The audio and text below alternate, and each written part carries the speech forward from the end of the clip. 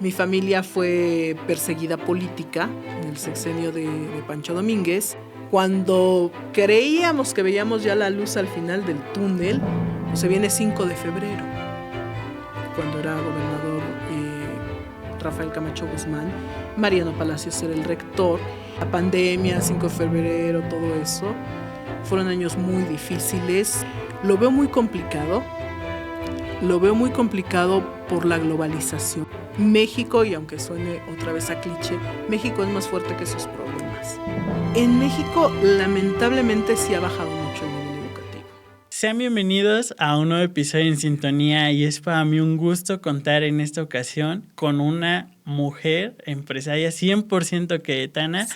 Bienvenida, Cris Venegas, a tu espacio en Sintonía. Gracias, Héctor. Buenas tardes. Pues yo encantada de estar aquí, conversar contigo y pues adelante. Bueno, principalmente, ¿cómo surge esta idea de emprender? Mira, yo soy mamá, tengo 3 hijos y tuve la experiencia con mi segundo hijo, muy mala experiencia en las estancias infantiles. Cuando iban a nacer mi tercera hija, yo tenía la preocupación, porque tenía la necesidad de trabajar como mamá.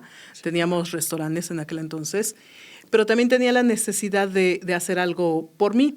Además estaba en proceso de divorcio, entonces pues sí era complicado. Y de la necesidad de un ingreso, pero al mismo tiempo el deseo de estar con mi hija, fue que nació la idea de la Casa de los Duendes, que es una estancia infantil que está cumpliendo 27 años. Lamentablemente este es nuestro último año como estancia, como escuela. Vamos a cerrar ya nuestras puertas. Pero fue un trabajo de muchos años, de muchísimas satisfacciones, de aún a la fecha ver a nuestros primeros duendes fundadores, que ya son arquitectos, que son abogados, que son ingenieros, que están viajando por el mundo y que de alguna manera siempre nos comparten qué es de su vida. Y bueno, fue un ciclo muy bonito, es un ciclo que se está cerrando, pero de ahí nace la inquietud. Yo había trabajado para gobierno del estado. Posteriormente, por cuestiones de trabajo del que era entonces mi esposo, pues teníamos los restaurantes y todo, pero así fue que inicié mi carrera en solitario como empresaria. Y además fungió como presidenta de un círculo de mujeres emprendedoras. Así es, de mujeres empresarias y emprendedoras. La diferencia con las emprendedoras son mujeres que están arrancando un proyecto, que no tienen una estructura empresarial como tal, a lo mejor que no tienen un registro patronal ante el IMSS, que no tienen una razón social. O sea, son detallitos, pero sí hay una diferencia entre emprendedoras, que son ahora, no sé si has escuchado el término nenis en Facebook. Sí. Que bueno, cuando lo escuchaba al principio me parecía así como muy coloquial, y no, es un término para definir a las nuevas empresarias a través del Internet. Okay. Entonces, pero son mujeres, más que empresarias, emprendedoras, que a lo mejor se están dedicando a fabricar algo en su casa, bálsamos labiales, velas, qué sé yo, y bueno, que ellas mismas lo comercializan.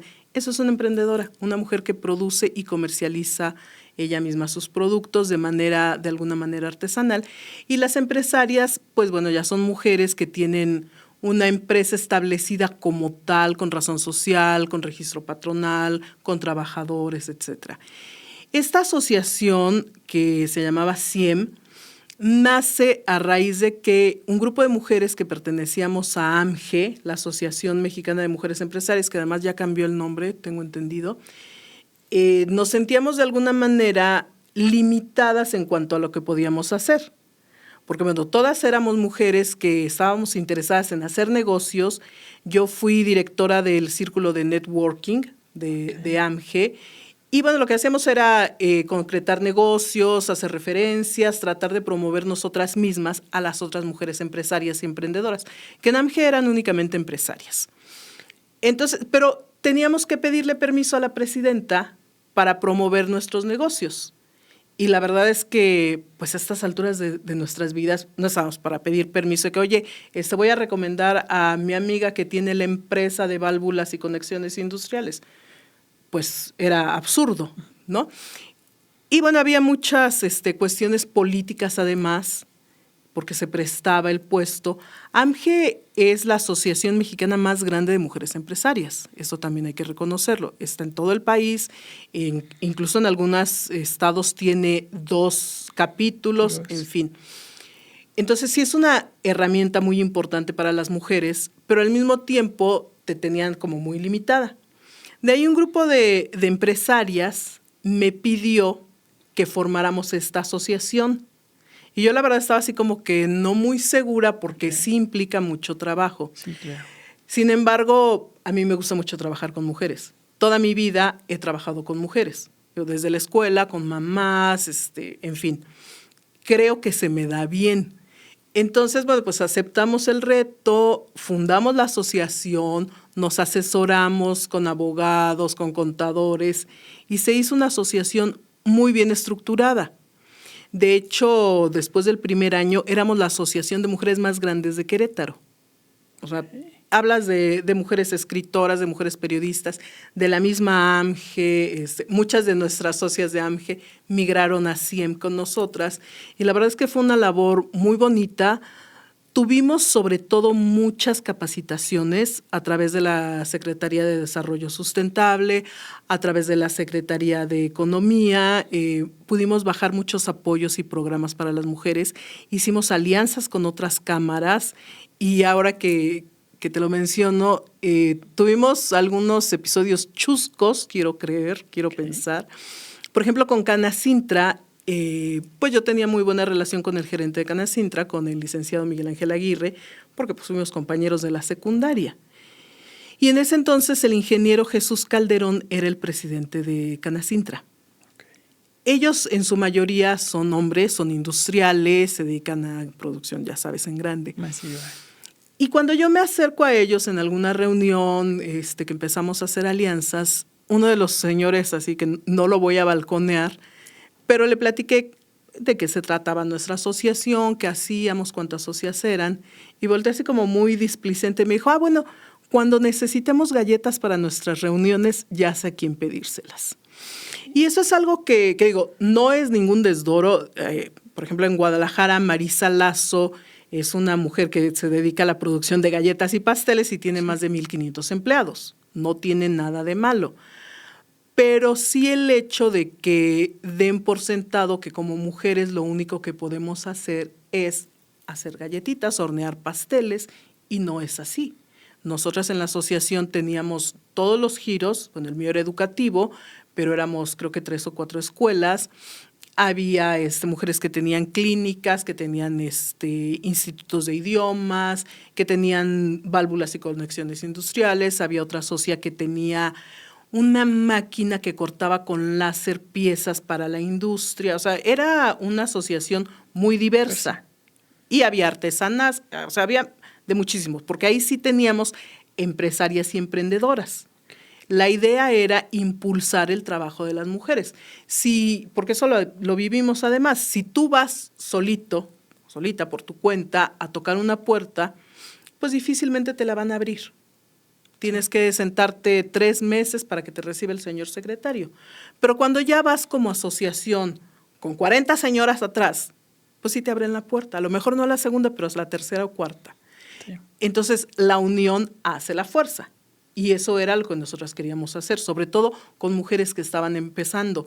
Tuvimos emprendedoras muy jovencitas y de hecho hay una chica que se llama Judy Aguilar, que ahorita está en Ginebra, que ella está mucho en los negocios, internet y todo ese tema, y en capacitación y en mentorías, y empezó con nosotros, y la verdad yo estoy muy orgullosa de ella, es una mujer muy joven, y bueno, pues le ha ido muy bien, y de eso se trata, de que vayas enseñando a los que vienen atrás, que les vayas enseñando de alguna manera el camino, porque tú ya te tropezaste 7 veces, y entonces, bueno, mira, no te vayas por ahí porque está más complicado, está lleno de piedras, vente por acá. Y bueno, pues eso fue básicamente lo que hicimos en la asociación. Okay. Sí, como bien lo menciona, cuando te respalda más personas con la misma inquietud, que en este Exacto. caso eran mujeres buscando inclusive esa independencia económica, sí. ¿no? Que mucho tiene que ver el que algunas veces el marido o este sistema les recorta sus presupuestos y pues la mujer tiene que ver cómo, ¿no? Así es. Sí, y mira, una realidad es que para tercer año de primaria, más o menos el 40% de los niños todavía viven en hogares con mamá y papá. La realidad es que ya los matrimonios ya no duran como antes, por cualquier razón que tú quieras. Pero también es cierto que a las mujeres se nos carga más la parte económica.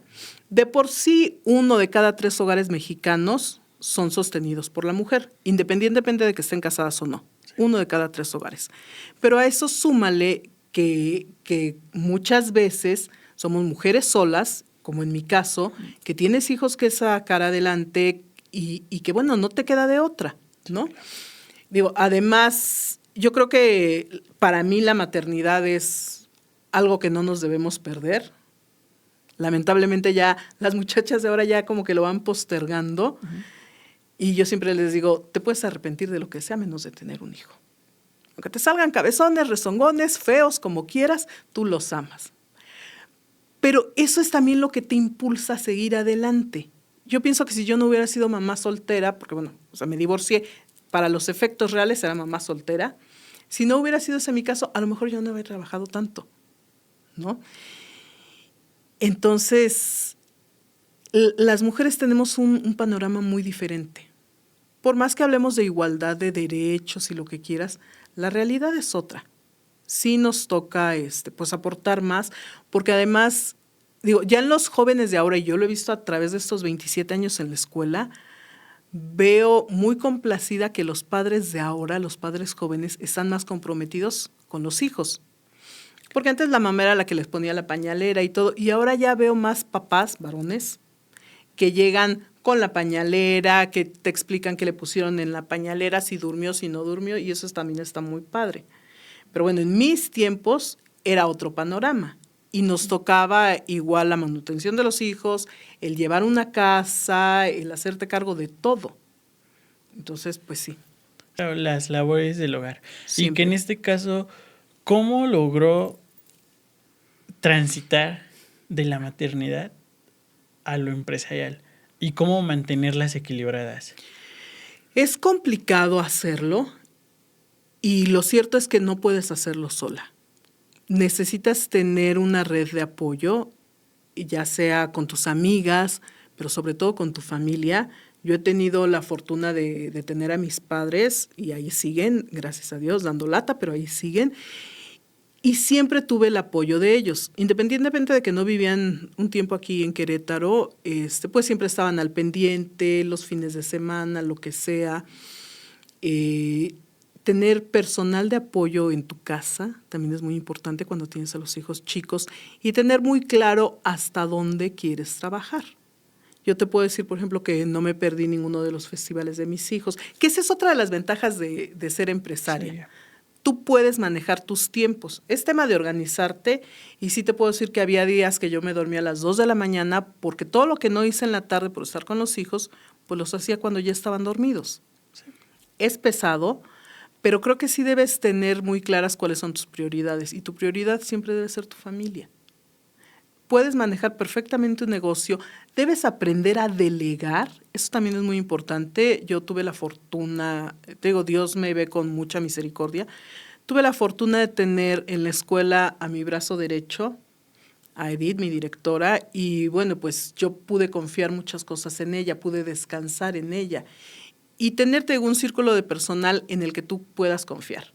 Es difícil, tienes que ser muy cuidadoso al entrevistar a alguien que quiere trabajar contigo, pero bueno, es parte del proceso. Tener siempre el apoyo de tu familia, de amigos, porque bueno, pues no falta, ¿no? Si no pudiste llegar a la escuela por tu hijo, oye, le hablas a la mamá del compañero, oye, por favor recógemelo, maréamelo media hora en tu casa, qué sé yo. Pero las redes de apoyo son muy importantes y eso es algo que se daba mucho en Querétaro. Ahorita a lo mejor ya no es tan fácil. Uno de los temas que es, pues a lo mejor controversial es el nivel de población de Querétaro. Querétaro ha crecido muchísimo. Demasiado. Entonces, bueno, pues ya las escuelas son muy grandes, ya es muy difícil que la gente se conozca. Querétaro era una ciudad muy pequeña, donde todos nos conocíamos. Es más, Manuel Naredo decía que cuál era la característica de los queretanos, bueno, que cuando pasaban frente a San Francisco, checaban su reloj con el de la iglesia, ¿no? Y sí éramos así, éramos muy unidos, siempre contabas con el apoyo de alguien. Digo, ahora por la cuestión de tanta gente que hay en la ciudad, pues es un poco más complicado, pero creo que es importante que tengas una red de apoyo. Eso indudablemente, en cualquier ámbito de tu vida. Sí, y principalmente, como lo mencionó, saber delegar. Saber en qué momento puedes apoyarte de alguien para que ya no sea tan excesiva la carga de trabajo, que hay que reconocer que máquinas no somos y nos vamos a cansar y a desgastar. Sí, claro. Y vienen pues muchos temas. Hace un momento mencionó lo de las nenis, que cómo la tecnología ha evolucionado el tema de emprender y el tema empresarial. ¿Cómo ve el futuro para aquellos que quieran emprender con estas nuevas técnicas, con estas nuevas tecnologías? Sí, y mire, y sobre todo este tema de la inteligencia artificial y cosas así que para las personas de mi generación sonaba un poquito a ficción. Y la verdad es que sí, a mí en lo personal todos esos temas de la tecnología sí me dan un poco de miedo, pero también te abre un abanico muy grande de oportunidades. Es una navaja de dos filos. Te voy a decir por qué. Porque, por ejemplo, yo ahora tengo un poquito más de un año que tengo un taller que se llama Casa Bugambilia, que es un taller para señoras donde aprenden a hacer colchas, bolsas, muñecos, etcétera. Yo estoy convencida de que la terapia ocupacional es lo mejor que puede haber para el cerebro humano. Y sobre todo personas que ya pasamos los 50 hace algún rato. Entonces, que muchas veces ya tienen una pensión, etcétera. Entonces, bueno, es importante que se sientan productivas. No estamos muy familiarizadas con el tema tecnológico, pero veo en las jóvenes, en las nenis, que te repito, no es un término despectivo, yo antes así lo sentía, pero no, que tienen ya muchas herramientas para poder desde su casa generar ingresos, estar al pendiente de los hijos y todo, pero también hay mucha competencia desleal. Encontramos todas estas aplicaciones de las páginas chinas, donde a lo mejor si una emprendedora hace una blusa y le cuesta, vamos a pensar, 200 pesos, la va a comercializar en 250, lo que tú quieras, pues a lo mejor en las páginas chinas las encuentras en 50. No tienen la misma calidad, no tienen el mismo amor que le pusiste a realizar tu trabajo, pero para el común de la gente, pues es un abismo de diferencia. Y entonces, así como puede ser una ventaja el Internet, pues también te puede perjudicar, depende del giro que tú tengas. Tenemos que adaptarnos a los nuevos tiempos. Definitivamente no es fácil, porque te digo, los niños nacieron ya con el chip de las computadoras, de los teléfonos. Mira, me decía una de mis alumnas de Casa Bugambilia, que acaba de vender su carro, un Mini Cooper, y fue a ofrecérselo a una familia joven que lo quería comprar y tienen un niño de 6 años. Entonces, la señora que lo quería comprar le pregunta a mi amiga, oye, ¿cómo puedo vincular mi teléfono a la computadora del carro? Y mi amiga, pues no sé, a mí me lo vincularon en la agencia, no tengo ni idea. Y el chiquito de 6 años le dijo, ¿me permite? Sí, pues sí. En 2 minutos ya había resuelto todo el tema. Entonces, bueno, esa es la realidad. Esa es la realidad, es un cliché, pero es la realidad. Los niños ya vienen programados de otra manera, ¿no? Entonces, bueno, pues tenemos que nosotras adaptarnos a esa nueva realidad. Por el otro lado, y te lo digo como hasta la fecha sigo dando clases también en la Casa de los Duendes, me toca dar la clase de arte, lo doy una vez por semana, y la verdad es que cada vez es más complicado para mí que los niños quieran mantener su atención en una cuestión de manual, ¿sabes? Quise enseñarlos a bordar y fue un rotundo fracaso. O sea, los niños agarran la aguja 2 minutos, ya no quiero, ya me aburrí. están en la inmediatez, en lo rápido, en el placer de ahorita veo y ahorita lo quiero. Y desgraciadamente esto afecta todo su proceso de motricidad, de cognición, de autoestima. No tenemos, creo, como sociedad muy claro todo lo que ellos están perdiendo. Ahora me topo con papás que me dicen, no, es que mi niño no gateó, caminó rapidísimo porque fíjate que lo suben. Y no nos damos cuenta que el gatear para un niño le va a ayudar a reforzar su motricidad fina y que a lo mejor a los 8 o 10 años, un niño que no gatea va a tener problemas con la lectoescritura, con las matemáticas, porque finalmente es parte de su proceso motriz. Sí, es parte del desarrollo. Es parte del de desarrollo, un ser humano. claro, pero ya nos los estamos brincando. Entonces, de alguna manera, también con los niños estamos topándonos con eso ahora, porque a mí me dicen, es que yo quiero jugar con el iPad. Es que yo no quiero dibujar con las acuarelas, porque mira, es que mi mamá tiene un iPad que tiene un programa y entonces nada más le hago con el dedo y ya me pinta. Y la realidad es esa, los niños sí están en una era de mucha tecnología y todo, pero también necesitan otro tipo de estimulación. Los deportes, toda la cuestión de las manualidades, del arte, etcétera, son muy importantes y lo estamos dejando a un lado en aras de lo movido que va la tecnología. Tú lo sabes mejor que yo, a lo mejor un teléfono de hace 6 años comparado con uno de ahorita es totalmente obsoleto. Y a lo mejor 6 años me estoy yendo a mucho tiempo, a lo mejor del año pasado, ¿no? Sí. Te están sacando ahorita un teléfono generación 16 o la que tú quieras, y hace 6 meses estaba la 15, ¿no? Entonces, es un dinamismo que te digo, por un lado está muy bien, porque tienes muchas herramientas, pero por el otro lado, los niños están viviendo demasiado deprisa. Ya no tienen tiempo de jugar, ya no les interesa tanto lo lúdico. Sí, pierden el interés como en descubrir, ¿no? Exacto. Que era algo que como niño yo creo que todos recordamos, tocábamos pasto o algo, o la plastilina, ¿no? Sí. Como mencionó, es una navaja de doble filo. Sí. Nos va a traer beneficios. Así es. Pero también nos puede perjudicar si no sabemos cómo utilizarla adecuadamente, cómo mediarla. Porque es así que como yo tenía varios maestros que decían, te dan el celular, pero no lees el instructivo. Uh-huh. Entonces parecía que eso está pasando con esta nueva generación, que el arraigo tecnológico lo tiene de lleno. Así es. ¿Cómo visualizaba? Digo, ya nos metimos con el tema de tecnología y todo estas brechas que viven las mujeres al intentar emprender o al ser ya empresarias. Uh-huh.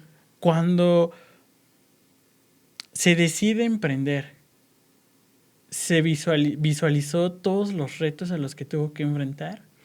Fíjate que no. Yo, 27 años más joven, ves la vida más fácil. La verdad es que a mí me fue muy bien. Desde el primer año la Casa de los Duendes fue una empresa productiva y realmente los retos eran lo que teníamos día a día. Sacar adelante a nuestros niños, la relación con los papás, todo. En ese tiempo no teníamos tanta competencia, como que todo era más sencillo, ¿no? A mí me preguntan cómo empezaste la escuela, pues con 10 centavos y un curitas, o sea, literalmente. Yo dije, bueno, a ver, ¿qué quiero hacer? ¿Qué voy a hacer con lo que sigue de mi vida? Te digo, tenía una niña recién nacida y 2 chicos un poquito más grandes en primaria, y de repente estaba sola. ¿Qué voy a hacer? Bueno, pues quiero estar con mi hija, pero necesito producir. Sí, entonces, ¿qué es? Pues una estancia infantil. Yo empecé como estancia infantil. Conseguí mis permisos y todo. Y conforme mi hija fue creciendo, puse el preescolar. Entonces seguí con eso. Pero todo fue muy suave. Fue como muy orgánico, dirían ahora. Uh-huh. Se fueron dando las cosas bien. El problema ya empieza con el Querétaro desbordado, con tantas escuelas que han llegado de fuera, Y ahí sí ya empezamos a a enfrentar retos, ¿sí? Porque además nosotras estábamos en una ubicación que al principio era privilegiada, Bernardo Quintana, pero después fue caótica, ¿sí? Yo recuerdo que estuve en un curso y nos decía la tallerista, bueno, ¿qué plan B tienen si su empresa colapsa? Y dije, mi empresa no va a colapsar, porque siempre hay niños, porque estoy en un espacio que es mío, que no pago renta, que tengo un personal excelente. Y yo me la pasé así como que no, eso no va a pasar a mí. Claro que nos pasó. Nosotros, bueno, pues hay que comentarlo, mi familia fue perseguida política en el sexenio de Pancho Domínguez, mi papá, bueno, con el periódico y todo, con Plaza de Armas, pues fueron unos años terribles. A mí me clausuraron la escuela porque un detector de humo estaba 50 centímetros más a la derecha. Y de verdad el inspector me dijo, maestra, yo tengo instrucciones de clausurarle por lo que sea. Por lo que sea, me da mucha pena, pero pues. Entonces fue un tema político, fueron 6 años muy complicados. Los brincamos, gracias a Dios. Y luego, bueno, nos enfrentamos a la pandemia. Sí. Y eso para mí y para muchas otras escuelas pequeñas fue catastrófico. Yo siempre tuve la visión de que quería que mi escuela fuera precisamente una casa. Que mis niños, cada uno, saber quién era, cómo se llama, cuántos hermanos tiene, a qué alimentos es alérgico. O sea, como que quería que estuvieran muy apapachados. Siempre la idea fue tener grupos pequeños y no me interesaba tener una escuela muy grande con 1,000 estudiantes porque no los iba a poder conocer. Y así habíamos funcionado muy bien, porque además la intención era sí tener una manera digna de proveer a mi familia, de generar empleo, pero la intención nunca fue hacernos millonarios de eso, ¿no? Sí. Era un proyecto muy personal, como con mucho cariño, como muy cálido, y era la manera en que trabajábamos. Entonces se viene la pandemia, y fueron 3 años, algo así, muy difíciles, en que nos empeñamos, sostuvimos el personal, teníamos los famosos grupos burbuja, mandaba yo maestras a las casas de los niños en grupos pequeños, 1,000 estrategias, como quiera medio sobrellevamos la pandemia. Cuando creíamos que veíamos ya la luz al final del túnel, pues se viene 5 de febrero. Y entonces Bernardo Quintana fue un enorme estacionamiento. Sí, el caos total. El caos total, a partir de ahí, yo creo que en los primeros 6 meses me bajó el 50% la matrícula. Y bueno, fueron años complicados. Nos cambiamos de ubicación, rentamos otro espacio donde había estado otra escuela. Y la verdad es que no. O sea, teníamos unos meses de habernos cambiado y como no, las avenidas que eran de 2 carriles las hicieron de 1. Entonces, bueno, pues ya han sido muchos retos, muchas complicaciones. Yo ya, la verdad, ya terminé de criar a mis hijos y no tengo a quién legarle la escuela. Mis hijos, bueno, pues son carreras nada que ver con lo mío. Y bueno, pues ellos han decidido tomar otros caminos y por eso es que cerramos el ciclo. Sí fueron los últimos, te puedo decir, los 6 años de Pancho y los 3 que llevamos con Curi, que bueno, él no nada que ver, pero la pandemia, 5 de febrero, todo eso, fueron años muy difíciles. De hecho, en mi zona escolar creo que 10 escuelas cerraron en esos años. Entonces, bueno, nuestro principal reto, nuestro principal competencia fueron las escuelas tan grandes que llegaron a Querétaro. Sí, claro. ¿Sí? Yo creo que uno de los retos que inclusive enfrentan los jóvenes empresarios actualmente, ¿no? Los gigantes. ¿Cómo visualiza el panorama para la siguiente generación de emprendedores y emprendedoras? Lo veo muy complicado. Lo veo muy complicado por la globalización, como te comentaba. Ya es muy fácil acceder a productos y a servicios en costos muy castigados, aunque de pésima calidad. Pero volvemos a lo mismo, buscamos el placer inmediato, el resolver nuestra necesidad de manera inmediata, aunque a lo mejor el reloj que me voy a comprar me va a durar 5 meses, pero hoy ya lo tuve. No me importa, en 5 meses resuelvo qué hago, pero me costó la 10ª parte que un reloj que me va a durar 20 años, ¿no? Sí lo veo muy complicado, además porque ya hay gigantes en lo que tú quieras, en lo que tú quieras. Escuelas que era mi giro, sigue siendo mi giro, pues hay escuelas muy grandes que vienen de cadenas de otras escuelas, de otros estados, lo que tú quieras. La industria de la ropa, la industria del calzado, todo, el giro que tú me menciones, ya hay gigantes que están invadiéndonos como una mancha. Yo creo que para los jóvenes emprendedores, para los nuevos empresarios, el panorama sí es muy difícil, no es totalmente negro, pero creo que sí deben ser muy creativos, porque de lo que tú me hables ya está inventado, ¿eh? O sea, ya. Yo le apostaría al tema de los proyectos productivos en el giro de alimentación. Y yo me recuerdo que cuando estaba en la asociación era algo que platicaba con el delegado de Economía aquí en Querétaro. Finalmente, en México ahora, en todo lo que es la parte de Jalisco, de Nayarit, parte de Guanajuato, pues antes se sembraba frijol, maíz, papa, chile, y ahora estamos sembrando agave. Uh-huh. Y todos los grandes sembradíos de aquí de maíz que había, tú los veías, salías 5 minutos de la ciudad y ya veías sorgo, lo que tú quieras, pues ahora son fraccionamientos, son viñedos. Entonces los espacios en los que se produce alimento se están reduciendo drásticamente.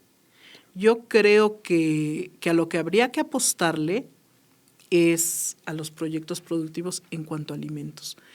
También he visto invernaderos muy grandes de moras, de chiles y todo, y que están ahí sí aprovechando la tecnología, que están produciendo mucho mejor alimento, más alimento, y yo creo que esa es una buena alternativa, porque finalmente pues vamos a comer siempre. Yo antes decía, siempre va a haber niños. No, pues ya, ¿qué crees? Que ya los jóvenes se esperan hasta después. Digo, antes a los 20 y poquitos ya éramos papás, y ahora después de los 30 todavía lo están pensando. Que eso también es algo que afectó mi negocio, porque bueno, me topé con una chica en un taller y me decía, es que me voy a casar, una chica pues en sus tardíos 20s, y me decía, pero no quiero tener hijos porque ya tengo un gatijo. Y le dije, por mujeres como tú, quebramos mujeres como yo, porque ya no hay niños. Entonces sí, ese también es un tema, ¿eh? Uh-huh.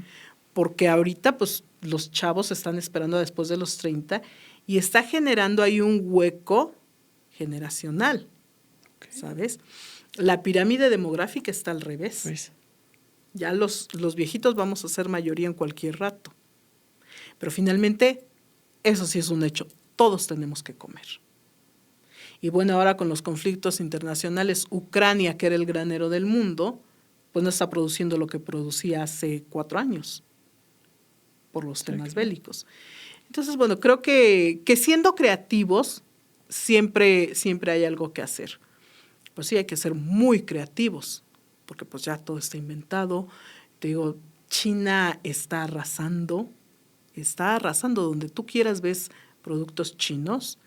Entonces, bueno, pues ahí hay que competirles. Incluso los chiles poblanos son chinos, okay. Nos los traen de China, que no tienen el mismo sabor, no tienen la misma calidad, pero nos los están trayendo de China. Entonces, bueno, yo creo que eso es algo a lo que hay que apostarle en México.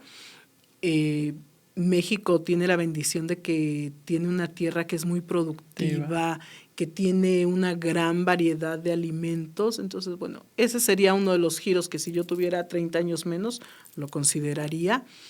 Y bueno, pues finalmente también la tecnología. La tecnología es algo que tiene todo el futuro aquí.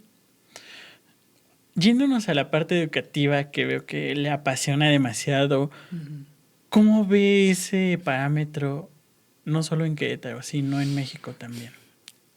En México, lamentablemente, sí ha bajado mucho el nivel educativo. Todavía hace un par de años, pues México quedó, no sé, como en el lugar 35 o algo así. Pero pues bueno, yo creo que tiene mucho que ver. A nosotros, por ejemplo, como escuela, hace ya como unos 10 años nos prohibieron el uso de la plastilina, ¿no? La plastilina es motricidad. Se han cambiado mucho los programas educativos. Los libros de texto están para llorar.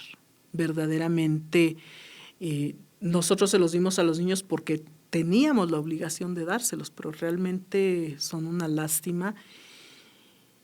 México sí está muy atrasado en educación. Dio un gran retroceso, porque la educación en México hace 20 años era de primer nivel. Y hace 20 años que quien quisiera tener acceso a una educación superior lo tenía. Tú sabías si lo aprovechabas o no, pero ahí estaba. Ahorita ya es mucho más complicado. Sí siento que el nivel educativo en México está muy bajo, con sus excepciones, que generalmente son escuelas privadas, porque incluso la UNAM tiene un nivel muy alto, pero es gracias a la investigación que hacen en la UNAM. Sí. No tanto a la docencia, no tanto al nivel que alcanzan los estudiantes al egresar. El nivel que tiene la UNAM es por sus investigadores. Y ahora los investigadores en México están siendo perseguidos, porque pues queremos borreguitos que nada más levanten el dedito. Y lamentablemente todo el tema de educación, de investigación, se están cortando los recursos. Sí, claro, es la forma de mantener en raya, así, ¿no?, es, a ciertas poblaciones. Y mira, tú creo que no habías nacido, pero en los 80s, en el 80, si no me falla la memoria, aquí la UAC hubo una huelga muy fuerte cuando era gobernador Rafael Camacho Guzmán. Mariano Palacios era el rector. Y los estudiantes de la Normal del Estado pedían un camión y una alberca o una biblioteca, algo así, no recuerdo muy bien. Y pues el gobernador, que era un tanto rupestre y no le daba como mucho valor a la educación, no consideraba que fueran prioridad. Y los estudiantes se organizaron, marcharon, la universidad los apoyó y se consiguió eso. Se consiguió que les dieran el camión, que les dieran la biblioteca. Los chavos de antes sí se preocupaban mucho por su formación. Ahora estamos un poquito, como yo lo veo, en el paternalismo, en bueno, si no estudias y no trabajas, pues te voy a dar una bequita para que tengas para comprarte tu refresquito y no des lata, ¿no? Para que no me exijas tener acceso a una educación de calidad, ¿sí? Desgraciadamente estamos fomentando una cultura un tanto pusilánime. Los chavos de ahora, en general, no todos, pero muchos de ellos que reciben, pues sí, estos apoyos gratuitos, como que los estamos haciendo muy comodinos. Yo creo que tenemos que fomentar el que se preparen, el que salgan a buscar, no que esperen a que les llegue a su casa una tarjetita, ¿no? Y a lo mejor esto no es políticamente correcto que lo diga, ¿no? Porque para sentirnos muy cool y muy de avanzada, ay, no, sí, es que, pues, pobrecito y necesita. No, yo creo que las oportunidades tienes que salir a buscarlas y tienes que partirte el alma, porque finalmente así es como se hacen las cosas. Tienes que salir todos los días a trabajar, a buscar, a tratar de ser mejor, ¿sí? Y pues la educación ahora, antes, pues si no estudiabas y si no hacías la tarea, te ponían un 5. Y vas para atrás y repites año. A mí me tocó repetir cuarto año de primaria. Okay. Y con la pena, y sí lo tenía que hacer. Y ahora tú ya no puedes reprobar a un niño. No lo puedes hacer que repita un año porque dañas su autoestima. No importa que a lo mejor, y no te estoy hablando porque el niño no tenga la capacidad, a lo mejor es un niño que no tiene la madurez suficiente para cursar 4º año de primaria, o a lo mejor fue un niño que durante todo ese año escolar tuvo algún conflicto, que a lo mejor los papás se divorciaron, por cualquier razón. El niño no está preparado para pasar al siguiente nivel y lo pasamos. Y estamos obligadas como escuela a que acredite el año. Sepa o no sepa, a lo mejor no te distingue la O por lo redondo, pero estás obligado a acreditarlo. Entonces, ¿qué pasa?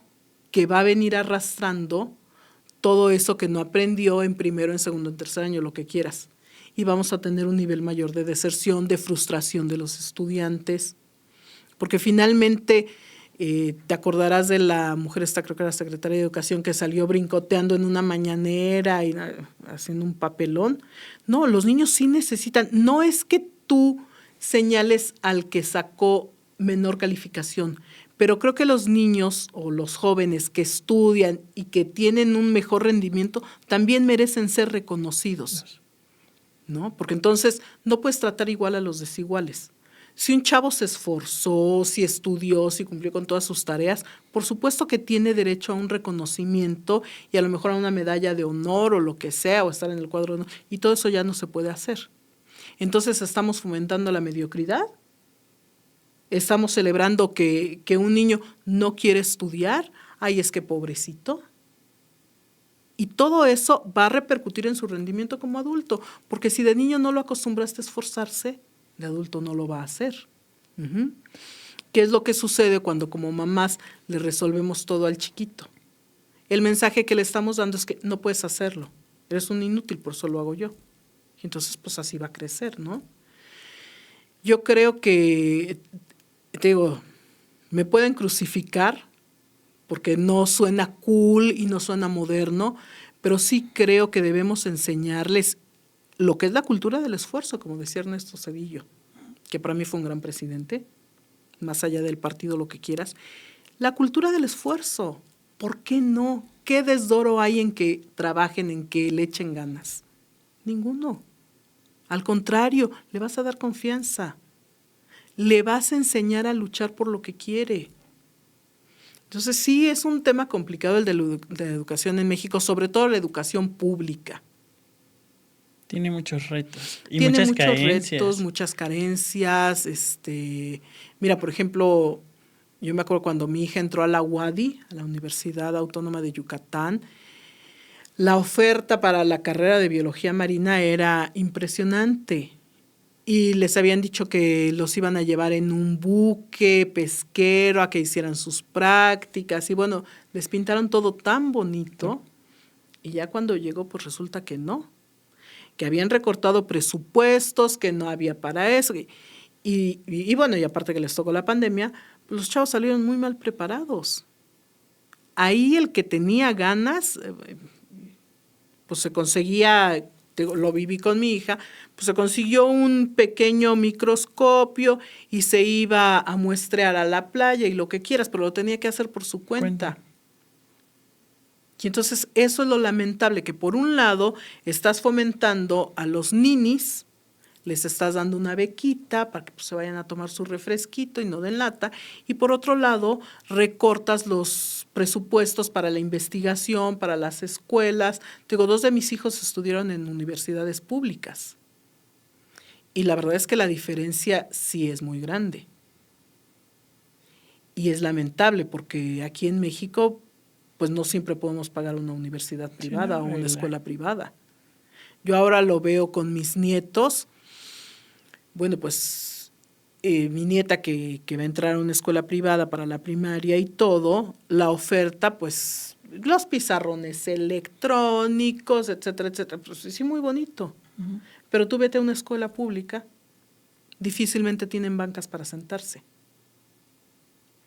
Cuando el presupuesto que tiene el país daría para tener escuelas de primer nivel. Entonces, ¿qué está pasando? La educación en México, digo, yo lo veo como un problema serio. Un problema para el que, pues, esta generación tiene que tener suficiente fortaleza para afrontarlo. Yo creo que sí es un tema para jóvenes como tú que están buscando opciones, que quieren hacer algo más. Ese es el modelo que necesitamos. Los chavos que se esfuercen. Porque mira, finalmente México, y aunque suene otra vez a cliché, México es más fuerte que sus problemas. Sí. México es un gran país, tiene todos los recursos.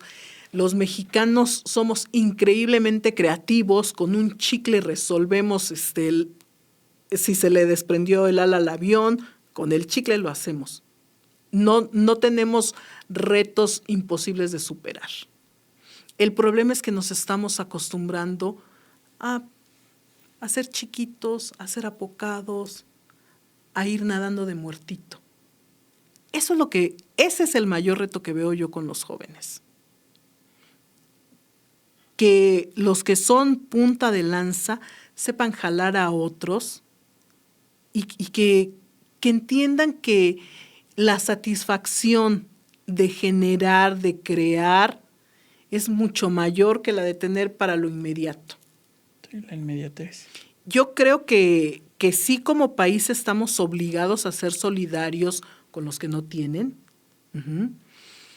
Yo creo que sí deberíamos vivir en una sociedad más justa y más humana, es cierto, pero también creo que todos debemos esforzarnos. Antes había lo que se llamaba a fondo perdido, había apoyos para el campo, y les llamaban a fondo perdido. ¿Y sabes qué pasaba? Que no producían. Porque cuando tú sabías que era a fondo perdido, no lo tenías que justificar. Después se empezaron a hacer proyectos con la Secretaría de Economía y todo, en que ibas por pasos. Te decían, a ver, ok, y bueno, también como gobierno del Estado, hace como 3 sexenios, te voy a prestar 20 pesos para que compres charolas para hacer gelatinas, vamos a ponerle. Uh-huh. Y si veo que tú esos 20 pesos sí los pusiste a producir y sí te dedicaste a hacer las gelatinas, ya no me los tienes que pagar. Pero si tú no te dedicaste a producir gelatinas, si te sentaste a ver la tele o lo que quieras, si no cumpliste con lo que habías quedado, sí me los vas a pagar. Y eso a mí me parece una excelente iniciativa, porque no estás dando a fondo perdido. Sí, ¿no? Sin embargo, cuando una persona corresponde, trabaja, pues qué bueno que se le pueda apoyar. Ah, bueno, ya sí te dedicaste a producir gelatinas, ¿qué te parece que ahora te doy un horno para que hagas pan? Por supuesto. Y así se dio en muchos giros y funcionaba muy bien.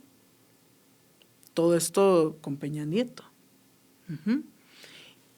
Y es una excelente manera. Mira, ahorita la presidencia municipal está implementando un programa en comunidades en que ahorita la primera etapa les van a dar semillas y entonces les van a enseñar cómo tener un huerto de traspatio, que esto ya tiene muchos años, sí. Pero bueno, ahorita este programa es el huerto de traspatio. Y me parece que a los 6 meses, quienes hayan logrado tener el huerto de traspatio y producido, les van a dar gallinas. Okay. Y después les van a dar conejos.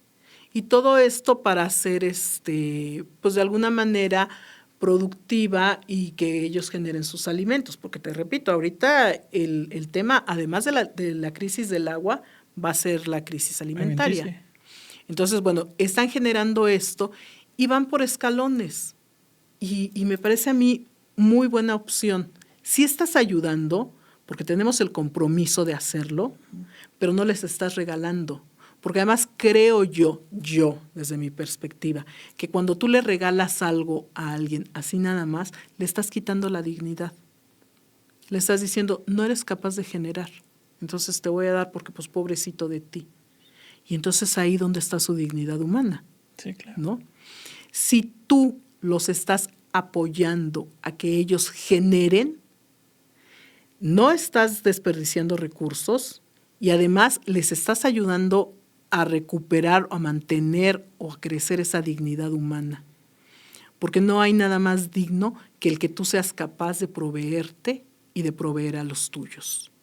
Creo que eso también es muy importante.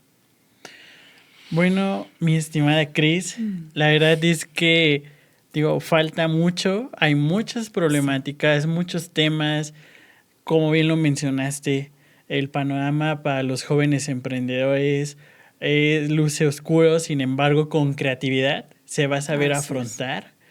Y como bien lo mencionaste, el trabajo enriquece.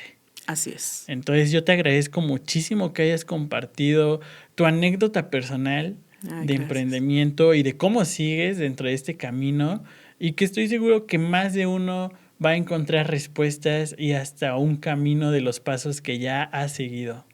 Pues bueno, eso espero, y la verdad es que un gusto haber estado aquí contigo, Héctor. Muchísimas gracias a todos los que nos han escuchado. Ha sido Cris Venegas. Nos estamos escuchando en el próximo episodio. Hasta luego. Gracias.